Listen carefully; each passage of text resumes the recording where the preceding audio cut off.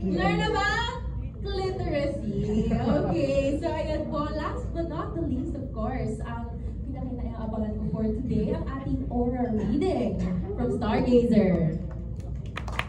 Siguro bago mag-oral reading, kwento ko muna kung paano nag-umpisa ang programa natin. 15 years ago, 15 ba o 16 years ago, nag-guest lang ako sa DCMM. And people come phoning their questions. Imagine mo talagang nag-overload ng magtatanong about their life, about ano nakikita sa future nila. Yan. And so, dyan tayo nag-umpisa. And then until nga sinabi, pwede na sariling programa yan. So I started with DCMM 2007. Okay. Tapos hanggang sa, yun na mag-stop nearly 13 years. And then I went on board sa Kumu with ABS pa rin. And after 2 years, nandito na naman, binalik tayo sa radyo.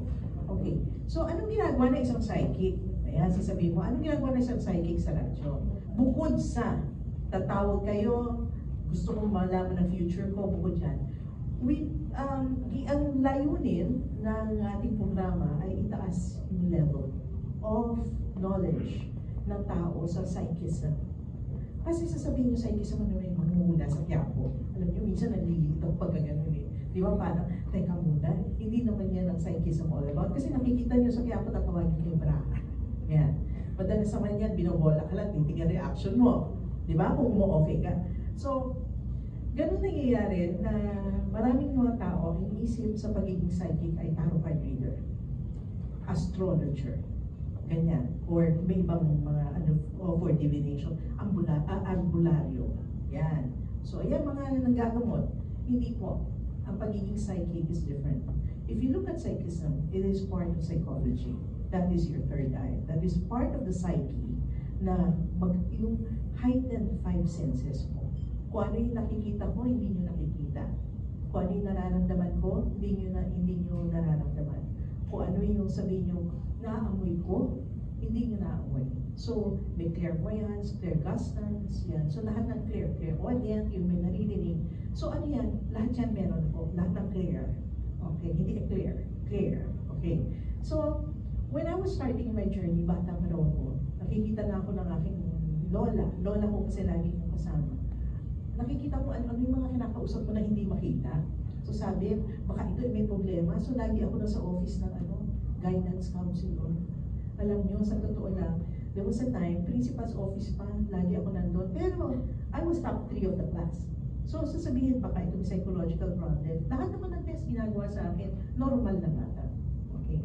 So, until nga magkaroon na ako ng muwang, I like the bizarre. I like things, talking about ghosts. And sino ba sa inyo ang hindi interesado sa mga bagay na yan? Lahat kayo, ang Filipino mahilig sa nakakatakot, sa multo. Okay. So anong ginagawa natin programa? Inaayos natin yung paniniwala nyo. Inaayos natin intellectually. Marami tayong ginagawa. Bago ka maniwala na may multo, kailangan may dadaanan ka pang proseso. Yun ang gagawin natin. Baka naman, naririnig mo scratches on the ceiling, on the walls, yung pala may daga lang. Yun. So, doon papasok ang pagiging paranormal expert. So, lahat yan, titingnan ninyo kung yan ba ay, maraming questions eh. Does it happen often?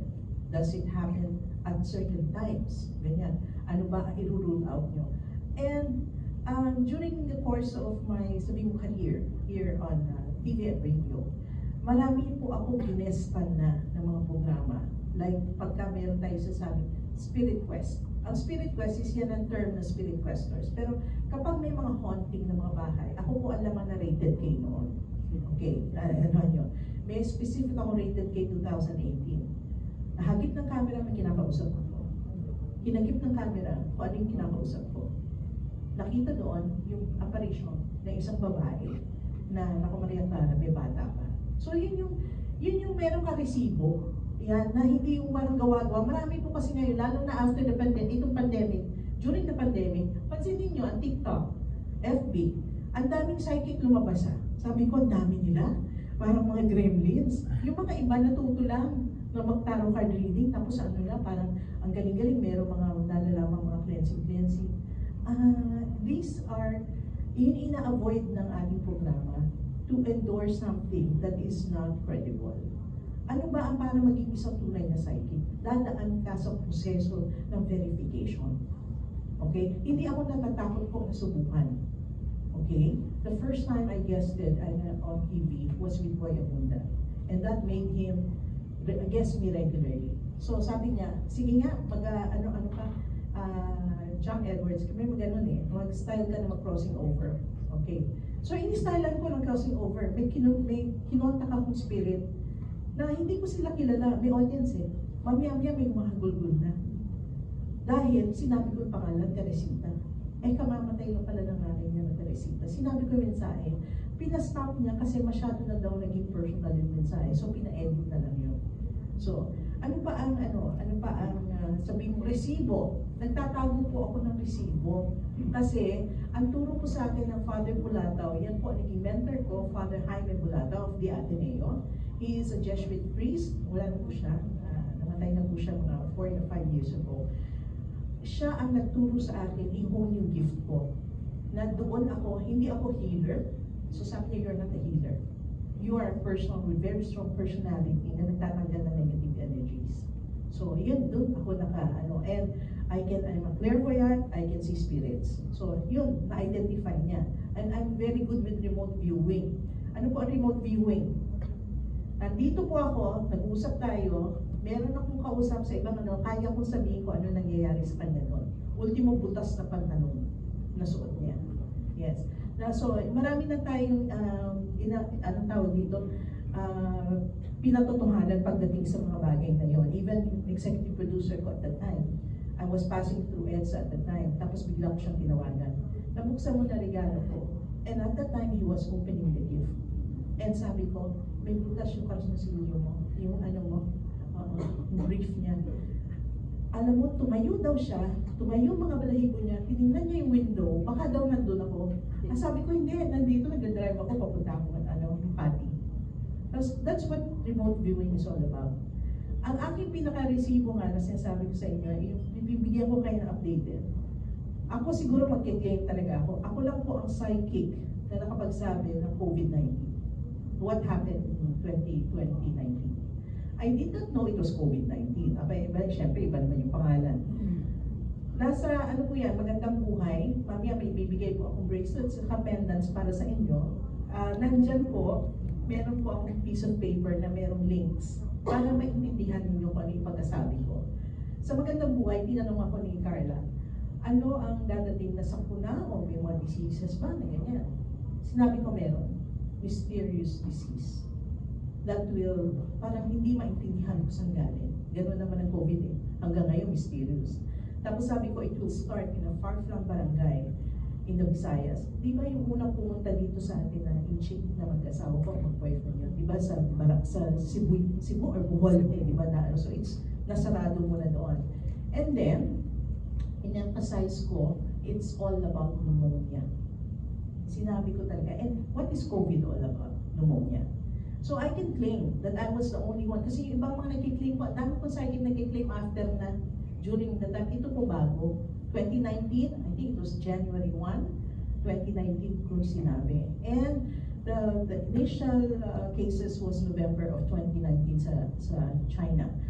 Come 2020, eto po siguro makikita nyo, sumisimangot ako dun sa video. Kasi yung katabi kong psychic, na card reader, hindi psychic, card reader, tarot card reader. Ang ganda-ganda ng 2019. Ganyan siya. Ang ganda-ganda ng 2019. Nakaganyan ako. Tumingin ako sa baba. Dahil I don't see anything maganda. I specifically said, online businesses will prosper. What happened in 2020? Online businesses. Diba? So, these are mga resibo na yan yung pinapaalalahanan ko din ng ibang practitioners that before you claim yourself to be a psychic, dapat talagang dumadaan ka sa proseso ng verification. Kaya if somebody wants to test me, I don't mind being tested. Okay? Bakit? At saka pag pupunta kami sa isang, sasabihin mong place para investigate ko yan, ayaw na ayaw ko po, alam po ito na lahat ng mga crew at saka lahat po ng mga EP ng iba't ibang programa na ayaw kong kinukwentuhan ako. Bakit? Kasi pwedeng sabihin, kinuwentuhan nyo lang yan, kaya yun yung sinasabi nyo. Doon ako sinusubukan, sabi ko wala akong magsasalita. Doon ako susubukan kung ano na yung nakikita ko. And I cannot, ito siguro, I'll just be telling you para dito lang, no? Kasi yung case niya medyo delikado. I was the only one na nakapagsabi kay Ruby Rose Paramiela na nasa loob ng drum at saka nasa loob ng kanya. We cannot use that because I think the case is still being appealed kasi na-dismiss eh. So it will be tantamount to kung anong mga kaso niyan. Basta nung pumunta sa akin, ang mother ni Ruby Rose at saka si Rochelle, sinabi ko na from that time na yun, patay na. Wala na. At saka dinescribe ko kung paano yung position. Nakaganyan. Tapos may nakabusan dito. So, nandun niya sa loob ng drum, pinakita sa akin na gano'n niya. So, sabi ko makikita lang yan sa loob ng property, pero hindi sila makakuha ng warrant of, search warrant at that time. Kaya hindi nakita. Matagal bago, di ba may nagturo. Sabi ko mawawala yung nagturo, hindi naman ngayon nagturo. So, we don't know kung nasaan. Anyway, the program is not all about mystery. Kasi marami sa ating Filipino, kapag nagkakasakit, sasabihin agad, nakulang po ako, Mr. Pagtingin ko naman, hindi. Pero bilib na bilib sila, kailangan naniniwala sila, nakulang sila. Hindi lahat ng nagkakasakit, nagkakaalitan, ay kaagad sasabihin mo kulang o marang, whatever.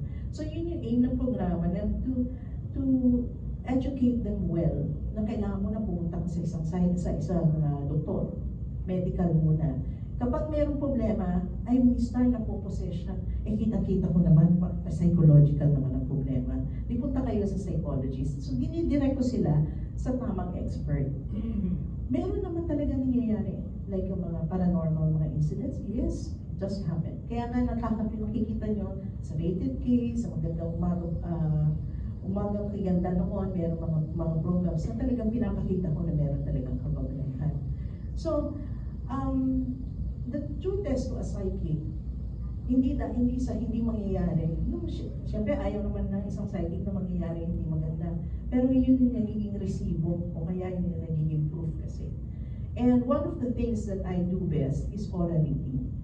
Like for example, yes, I can see your aura is a little bit pushed out na green. You may look tough, but actually, pusong mo. And you're ready to help other people. Except that sometimes you are misunderstood. Okay? Mabait pero misunderstood sa lahat ng mga intensyon. And try to love yourself more. Ayan. Huwag ka na umiyak. Okay, kayo po, Karel. Ang daming opportunities dumaan sa buhay mo. Because the blue is kinda muddy, madumi yung blue. Ang daming opportunities na sana